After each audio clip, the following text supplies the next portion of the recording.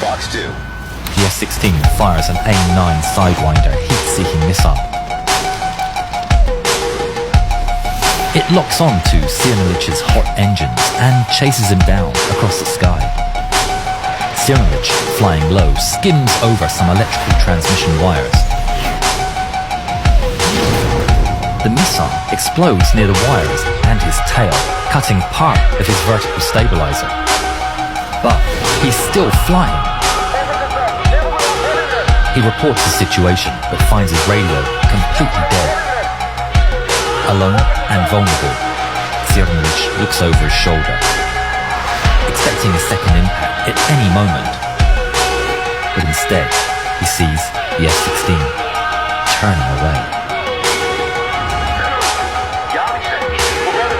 Back with Mikhailevich, he and his wingman push their aircraft to their limits, racing through the valleys.